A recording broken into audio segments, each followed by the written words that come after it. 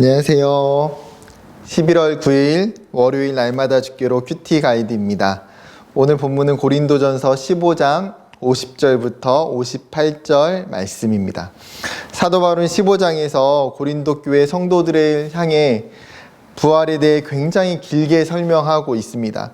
예수 그리스도의 그 부활의 증거에 대해서도 이야기했고, 예수의 부활이 성도의 부활과 어떤 연관성을 갖는지에 대해서도 설명했고, 부활에 참된 약속과 그분의 계획에 대해서도 이야기해 줍니다. 그리고 성도들이 어떻게 다시 살아나며 어떤 몸으로 부활하게 될지에 대해서도 이야기합니다.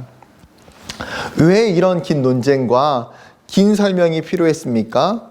신앙의 중심에 있어야 할 그 부활 신앙이 너무나 중요한데, 고린도 교회 성도들은 이 부활 신앙에 대해서 오해하고 잘못 믿고 있는 성도들이 있기 때문이에요.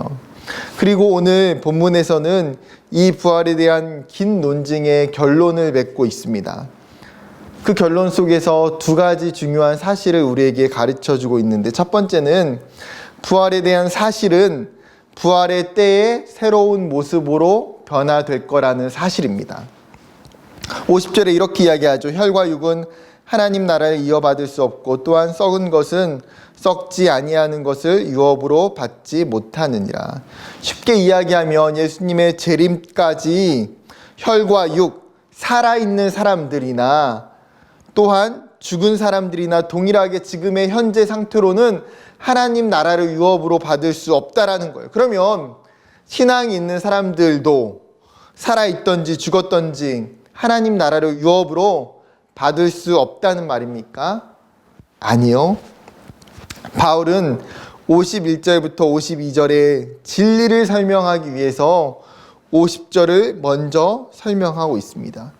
우리가 현재의 상태로는 안 되지만 종말의 때에 일어나게 될 놀라운 비밀과 신비가 있다라는 거예요. 그것이 무엇입니까? 우리가 변화된다는 거죠. 50절, 마지막 나팔의 순식간에 홀연히 다 변화되리니. 52절, 나팔 소리가 나매 죽은 자들이 썩지 아니할 것으로 다시 살아나고 우리도 변화되리라. 이 변화를 다른 표현으로 말하면 53절과 54절에서 입는다라는 단어로 표현합니다. 새로운 변화된 몸을 입는 거죠. 고린도후서 5장에서도 우리의 장막집이, 이 땅에 우리의 육체가 무너지면 하나님 나라에서 새로운 집을 덧입게 된다고 설명한 것과 유사한 것 같습니다. 여기서 입다라는 단어가 구약에서 욥기 10장 11절에 사용됩니다. 피부와 살을 내게 입히시며 뼈와 힘줄로 나를 엮으시고. 하나님께서 인간을 창조하시는 행위를 표현하면서 입다라는 단어를 사용해요. 즉 종말의 때 놀라운 변화가 일어나게 되는데, 그것은 하나님께서 우리를 완전히 새로운 영적인 천상적인 몸의 형상으로 입혀주신다라는 거예요. 이 새로운 몸을 덧입게 된 사람, 변화된 사람만이 그 하나님 나라를, 그 하나님의 유업을 온전히 누리게 된다는 사실이죠. 고린도 교회 성도들 중에서는 우리가 예수님처럼 몸의 부활을 하지 않는다, 우리에게 부활은 나타나지 않는다라고 오해했던 성도들이 있었습니다. 사도 바울은 그들을 향해서 다시금 마지막에 한 번 더 분명한 진리를 이야기하는 거예요. 종말의 때에 나팔이 울려 퍼지는 그때에 예수님이 재림하실 것인데, 이미 죽었던 자나 그리고 살아서 예수 그리스도를 믿는 성도들이나 우리가 새로운 몸으로 변화되고 부활하게 될 것이다. 인간이 우리는 재림의 때에 일어나게 될 그 새로운 부활의 모습이 어떤 형태인지, 어떤 모습의 변화일지는 전혀 알 수가 없습니다. 그러나 우리가 알 수 있는 것은 이 변화가 가장 아름답고 가장 온전한 모습의 변화일 거라는 사실입니다. 지금의 우리의 모습과 상관없이, 지금의 우리의 연약함과 상관없이 하나님은 우리를 새로운 몸으로 덧입혀 주실 것입니다. 그 사실이 우리에게 기쁨이고 감사이고 소망입니다. 두 번째 부활의 사실은 그때의 사망 권세가 무너지며 우리는 승리하게 된다는 것입니다. 여기서 사망은 단순한 죽음의 의미를 넘어서 사단과 그 권세까지 내포하고 있습니다. 우리를 정말 지독히도 공격했던 그 사망, 우리를 끊임없이 유혹하고 무너뜨리려고 했던 그 사망, 우리를 하나님으로부터 분리시키고자 했던 그 사망이에요. 이 땅에서 이 사망이 얼마나 강력한 권세를 가지고 하나님의 백성들을 무너뜨리고 고통의 터널로 몰아넣었던지요. 그런데 종말의 때 어떤 일이 일어납니까? 사망을 삼키고 이기리라고 기록된 말씀이 이루어지리라. 이사야 25장 8절에 말씀하셨던 그 약속, 그 예언의 말씀이 성취된다는 거예요. 이사야 25장 8절, 사망을 영원히 멸하실 것이라. 주 여호와께서 모든 얼굴에서 눈물을 씻기시며 자기 백성의 수치를 온 천하에서 제하시리라. 여호와께서 이같이 말씀하셨느니라. 사망이 단번에 삼켜버리게 되는 일이 일어난다는 거죠. 사망이 영원히 멸하게 되고 패배하게 되고 사라지게 된다는 거예요. 그 사망이 사라지니까 하나님의 백성들이 고통에서 해방되고 모든 눈물이 사라지고 모든 상처가 수치가 사라지게 되는 거죠. 부활의 사실이 우리에게 가르쳐주는 놀라운 교훈이 무엇입니까? 사망이 우리를 이길 수 없다라는 것입니다.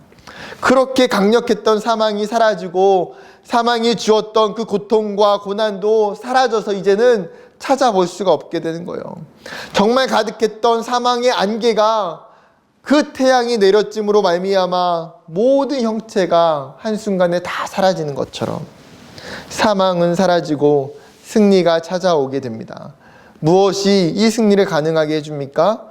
57절, 우리 주 예수 그리스도로 말미암아 우리에게 승리를 주시는 하나님께 감사하노니. 이 승리는 우리의 노력과 수고로 이루어낸 승리가 아닙니다. 이 승리는 하나님이 이루신 승리예요. 하나님이 허락하신 승리예요. 대가 없는 승리가 아니라 자신의 아들 예수 그리스도를 십자가에 내어주셨고 그로 말미암아 모든 사망의 죗값을 다 예수 그리스도께 대신 담당하게 하심으로 말미암아 이루신 승리입니다. 그 예수님의 십자가의 사랑과 십자가의 은혜 때문에 우리는 이미 승리했고 그 승리를 우리가 얻을 수 있게 되는 것입니다. 사랑하는 성도 여러분, 우리가 이 부활의 사실을 정말 굳게 붙들었으면 좋겠습니다. 사망이 우리를 집어삼키려고 하고 사망에게 공격당하고 고통받을 때에 우리가 절대 사망에게 질 수 없는 것은 하나님께서 반드시 나를 승리하게 하실 것이라는 이 사실을 우리가 알고 있기 때문입니다. 이 진리 때문에 우리가 싸울 수 있고 이 진리 때문에 우리가 인내할 수 있고 이 진리 때문에 결국에는 우리가 승리할 수 있습니다. 그러므로 58절에 사도 바울이 고린도 교회 성도들을 향해서 이렇게 부탁합니다. 그러므로 내 사랑하는 형제들아, 견실하며 흔들리지 말고 항상 주의 일에 더욱 힘쓰는 자들이 되라. 이는 너희 수고가 주 안에서 헛되지 않은 줄 알미라. 견실하며 흔들리지 말고, 쉬운 성경으로는 굳게 서서 흔들리지 말고, 진리 위에 서서 복음 위에 서서 흔들리지 말라는 거예요. 이 세상으로부터, 거짓 복음으로부터, 이 땅의 현상으로부터 우리를 흔들려고 할 때에 이 온전한 부활 신앙이 있기 때문에 우리가 이 땅에서 굳건히 서서 견디어내라는 거죠. 나아가 항상 주의 일에 더욱 힘쓰는 자들이 되라. 하나님의 일에 최선을 다하는 것, 하나님이 주신 사명에 최선을 다하는 것, 하나님의 교회를 힘껏 세우는 것, 한 단어로 이야기하면 이것은 충성입니다. 충성. 하나님께 충성하여 살아가는 사람이 되는 것, 게으르거나 나태하지 않고 기쁨으로 사명을 감당하며 살아가라는 거예요. 그럴 때에 이 모든 수고를 주님이 아시고 기뻐하시기에 그 모든 것이 헛되지 않다라고 이야기하시는 것입니다. 하나님께서 우리의 모든 수고의 보증이 되시고 영광이 되어 주시기 때문입니다. 이 놀라운 부활신앙에 힘입어 오늘도 승리하게 되는 저와 여러분 되기를 주님의 이름으로 축복합니다. 감사합니다.